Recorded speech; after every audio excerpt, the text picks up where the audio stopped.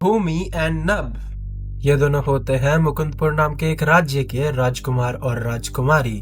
भूमि नभ की बड़ी बहन होती है और इन दोनों की लाइफ कहने को तो काफी नॉर्मल थी, बट इन लोगों के पास होती है पावर्स टू कंट्रोल अर्थ जो कि भूमि के पास होती है, and powers to control sky जो कि नभ के पास होती है।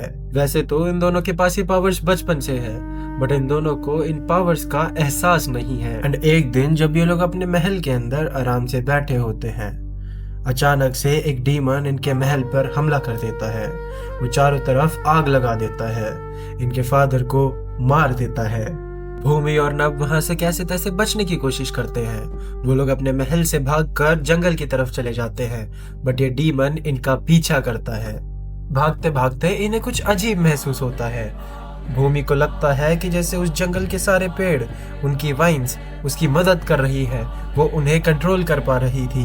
एंड नभ को फील होता है जैसे आसमान उसको कुछ कह रहा है, वो उसे कह रहा है कि उसका इस्तेमाल करे। एंड अब वो दोनों अपनी पावर्स का इस्तेमाल करके उस डीमन से लड़ते हैं, बट वो उसके सामने कमजोर पड़ रहे थे। एंड जब ये दोनों उस डीमन से लगभग हारने ही वाले थे, वहां पर 3 और लोग आ जाते हैं, जिनमें से एक के पास थी पावर ऑफ फायर, दूसरे के पास थी पावर ऑफ वाटर एंड तीसरे के पास थी पावर ऑफ एयर।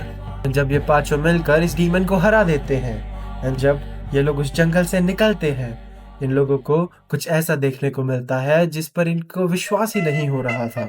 ये लोग देखते हैं कि इनके आगे एक पेड़ के नीचे स्वयं श्री कृष्ण बैठे होते हैं, एंड वो अपनी बांसुरी बजा रहे होते हैं। जब ये लोग श्री कृष्ण से बात करते हैं, इन्हें पता चलता है कि इनके पास इनकी पावर्स ऐसे ही नहीं है, उनकी पावर्स का कुछ रीजन है, एंड वो रीजन के साथ साथ वो उन्हें इमॉर्टलिटी भी देते हैं, एक मकसद देते हैं जो कि है to protect and revive Mankind.